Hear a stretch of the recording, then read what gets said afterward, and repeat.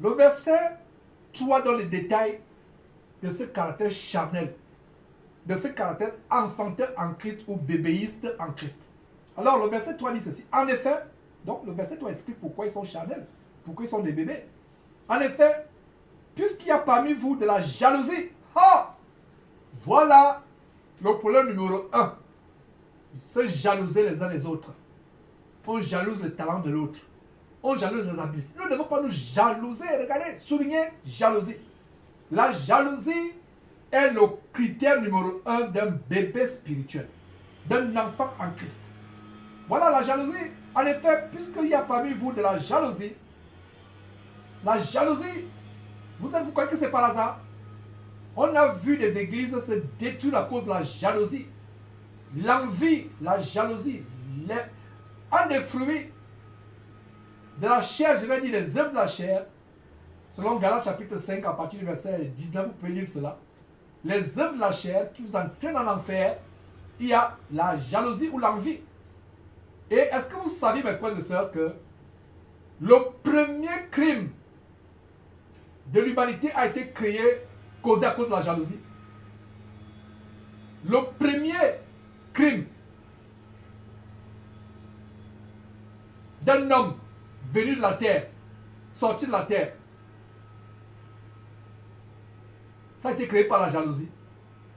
Il s'agit de Caïn, fils d'Adam, le premier homme sorti de la poussière, qui a tué son frère Abel parce qu'il était jaloux de ce que Dieu a agréé les offrandes d'Abel et que Dieu n'a pas agréé les siens. S'il s'était réjoui de ce que Dieu a accepté les offrandes de son frère Abel, s'il avait été content, Dieu lui aurait fait grâce. Donc mon frère, ma soeur,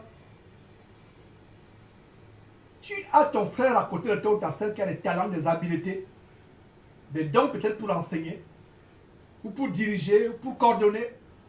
Ne sois pas jaloux ou jalouse. Demande plutôt à Dieu d'augmenter les dons de ce frère ou de cette soeur, des habiletés. Prie pour ce frère, pour ses dons, pour ses habiletés. Ne les convoite pas. Si tu convoites, c'est le caractère d'un homme charnel, d'une femme charnelle.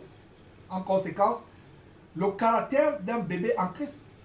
Ne convoite pas cela. Rends grâce à Dieu pour ses dons. Le premier maître a été créé, je vais dire causé, excusez-moi. Le premier maître a été causé, c'est ce que vous voulez dire, causé par la jalousie. Est-ce que vous saviez, si vous lisiez attentivement Matthieu chapitre 27, il y a une révélation selon laquelle Jésus a été mis à mort à cause de la jalousie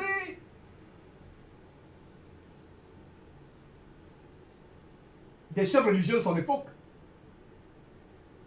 Dieu a utilisé leur jalousie, leur mauvais cœur pour accomplir les desseins de salut de l'humanité. Mais Jésus a été tué, mis à mort par les chefs religieux à cause de ce qu'ils étaient jaloux. Jésus enseignait avec autorité, avec puissance. Mais leurs enseignements faisaient dormir. Ils n'avaient pas d'enthousiasme. Ils enseignaient de manière doctorale. En les écoutant, à un moment, tu commences à somnoler. Mais ce n'était pas possible quand Jésus enseignait. Ce n'était pas possible quand l'apôtre Paul enseignait. Donc, le premier maître, regardez, le premier homme sur terre, sorti de la terre, ses enfants, l'un tue l'autre à cause de quoi? De la jalousie, les enfants d'Adam. Le second Adam, Jésus-Christ, maintenant pas sorti de la poussière de la terre, mais venu du ciel. Qu'est-ce qui le tue? La jalousie. Mais en le faisant, ils ne savaient pas qu'ils accomplissaient le dessein de Dieu, mais c'est la jalousie. Conclusion, la jalousie est dangereuse. S'il y a la jalousie dans une assemblée, cette assemblée ne peut plus tenir. Il y a le meurtre dans cette assemblée. Si vous ne le saviez pas, il y a deux choses que la Bible explique. Je viens de vous expliquer par deux récits, deux contextes, que celui de Jésus tué par jalousie, celui d'Abel tué par Caïn à cause de la jalousie de Caïn. Deux histoires qui nous montrent que Là où il y a la jalousie, il y a le meurtre. C'est la même chose que dit la parole de Dieu, que celui qui hait son frère est un meurtrier. D'ailleurs, la haine, je veux dire que la haine, c'est une matérialisation de la jalousie. Quand vous jalousez un frère en Christ, vous jalousez votre collègue, vous jalousez un voisin de quartier, vous jalousez votre cousin, votre tante, votre cousine. La jalousie, c'est une matérialisation de la haine. Et là où il y a la jalousie, là où il y a la haine, il y a le meurtre. Et dans une assemblée où il y a de la jalousie, si cette graine de jalousie n'est pas partie et que les gens ne se repentent pas de la jalousie et confessent même la jalousie, ce serait même bien de venir dire que frère, je confesse que j'étais jaloux de toi. Sœur, je confesse que j'étais jaloux de toi, ma sœur. Une sœur qui dit à l'autre sœur, je confesse que j'étais jaloux de toi, ma sœur. C'est la meilleure manière de mettre la gangrène de la jalousie hors d'une église. Mais tant qu'il y a la jalousie dans une église, c'est une église morte. Dieu n'y est pas. Elle doit être fermée.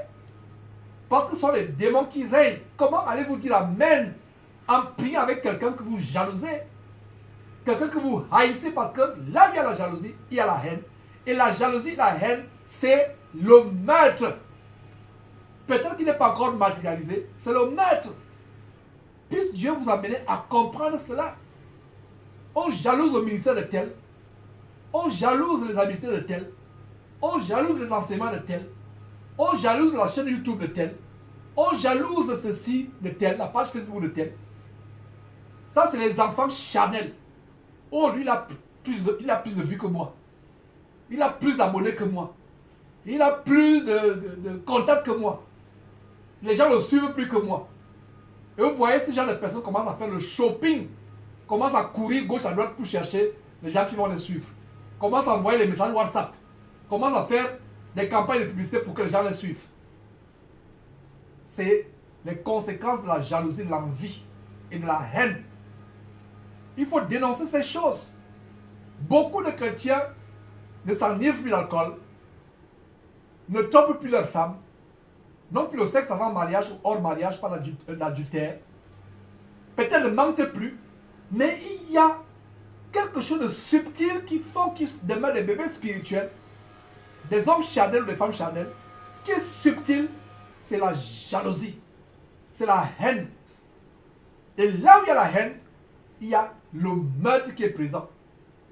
Quelqu'un qui jalouse son frère, techniquement devant Dieu, entre guillemets, quand je dis techniquement, je vais dire spirituellement plutôt devant Dieu. Quelqu'un qui jalouse son frère est un meurtrier. Quelqu'un qui hait son frère est un meurtrier. Quelqu'un qui envie son frère a un pas dans la jalousie et dans le meurtre. Donc faisons attention, mes frères et sœurs. J'espère que ces exhortations nous ouvrent les yeux. Donc nous sommes en train de décortiquer, avant de retourner au premier chapitre du jour, qui est le chapitre 28, nous sommes en train de décortiquer les traits de caractère des bébés spirituels et des hommes charnels. Verset 3, 1 Corinthiens chapitre 3, verset 3. En effet, puisqu'il y a parmi vous la jalousie vient en première position quand il s'agit de décrire des hommes charnels ou des bébés en Christ. Et il y a plusieurs critères des bébés charnels, des bébés spirituels, excusez-moi, des bébés spirituels, hommes charnels. Mais nous nous limitons à deux. Nous nous limitons à deux, à savoir la jalousie et les disputes. Les assemblées chrétiennes sont gangrénées par la jalousie. Je le répète encore, la jalousie est encore plus dangereuse. Parce que là où il y a la jalousie, il y a le meurtre. Le meurtre. Il y a le meurtre, là où il y a la jalousie. La violence, le meurtre. C'est pour ça que dans les milieux chrétiens à Congo-Kinshasa, on s'amuse, on empoisonne là-bas à tout bout de champ. Je crois que mon frère Blaise Pongo du côté du Congo, congolais d'origine, il peut attester ce qu'il dit. On ne s'amuse pas avec le poison. On empoisonne plus dans les milieux, soi-disant évangéliques, soi-disant église éveillée. On empoisonne plus que dans les bars, dans les bistrots. On empoisonne. Les chrétiens qui s'empoisonnent les uns les autres. À cause de quoi? La jalousie, les rivalités, les disputes, les envies, les concurrences. Et ce n'est pas la première fois que je dénonce cela. On a commencé l'émission en dénonçant un faux pasteur. Voilà maintenant, je nous dénonce nous-mêmes. Alors que tout n'a que dénoncé. Beaucoup de personnes s'exaltaient. Ah, waouh, ce faux pasteur, comment il a pu vendre sa femme? Comment il a pu sacrifier sa femme? Ce faux pasteur se dirige lui et sa femme sacrifiés en enfer. Autant que nous. Parce que s'il y a le manque de pardon dans notre cœur, alors nous allons au ciel? Pas du tout. Jésus a dit, heureux ceux qui ont le cœur pur, car ils verront Dieu. On voit Dieu ou dans le royaume de Dieu, n'est-ce pas? Alors, si tu n'as pas le cœur pur, si tu as le cœur rempli de jalousie, d'aigreur, de ressentiment, d'orgueil, de manque de pardon, vas-tu voir Dieu? Non. Tu vas te retrouver en enfer exactement comme ce faux pasteur qui a sacrifié sa femme. Est-ce que vous comprenez? Ah, il a fait ceci, il a fait cela. Vous pensez que nous sommes différents de ces faux pasteurs que nous dénonçons? Nous ne sommes pas différents. Nous sommes peut-être même pires parce qu'eux ne connaissent pas Dieu. Et ils utilisent la Bible pour manger. Ils utilisent le nom de Jésus pour manger. Pour avoir une voiture, pour avoir une veste, pour avoir une maison. Ils ne connaissent pas Dieu. Mais vous et moi, nous connaissons Dieu. Donc, conclusion, nous sommes pires. Est-ce que vous voyez? Vous qui avez été au début, quand on dénonçait ce monsieur qui, visiblement, a sacrifié sa femme qui est morte, Ferdinand Ekane du côté du Cameroun, exactement comme Makosso a fait avec sa femme également. Il y avait des commentaires. Mais maintenant, il n'y a plus de commentaires. Subitement, c'est tellement calme sur le Facebook. C'est calme subitement. Pas Facebook. Facebook, il y a des problèmes avec Facebook, mais c'est subitement calme sur... c'est subitement calme sur YouTube. Il n'y a plus de commentaires. Et c'est mieux ainsi. C'est la sagesse que vous soyez calme. Ça prouve que cet enseignement vous touche. Mais que ça ne vous touche pas pour grincer les dents. Pour pouvoir et vouloir me régler le compte le jour qu'on va se voir face à face. Non. Que ce calme vous amène à vous examiner. Mais c'est terrible, mes frères et sœurs. Vous pensez qu'on est différent des faux pasteurs qu'on dénonce? Vous pensez qu'on est différent de ceux qui égorgent les enfants pour arracher leurs yeux, leur sexe, leur langue? Si on ne s'amuse pas, si on s'amuse, excusez-moi, si on continue à s'amuser avec notre salut, on pourra avoir la même destination, le même sort. On se retrouve en enfer avec eux. Et ils se retrouvent en enfer parce qu'ils ont sacrifié des enfants, des orphelins pour être riches. Nous, on se retrouve en enfer parce qu'on a soit menti, soit été rancunier, envieux, jaloux. Regardez. À l'enfer, ils vont vous dire, si c'est possible, je ne sais pas comment ça va se passer là-bas. Dieu seul sait. Mais si c'est possible, ils vont dire, ah, toi là, toi qui joues les pieuses, mais tu es avec moi ici. Toi qui me disais faux pasteur, mais tu vas rejouer ici. Vous voyez? Donc faisons attention. Faisons tellement attention. Tellement attention. Donc au début, ça a commencé par la dénonciation d'un faux pasteur et sa Jézabel de femme qui l'a sacrifié. Maintenant, c'est nous. C'est la dénonciation. Cessons d'être des enfants charnels.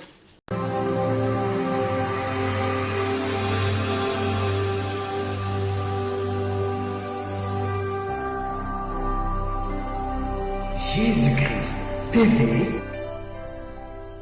vous connaîtrez la vérité et la vérité vous affranchira.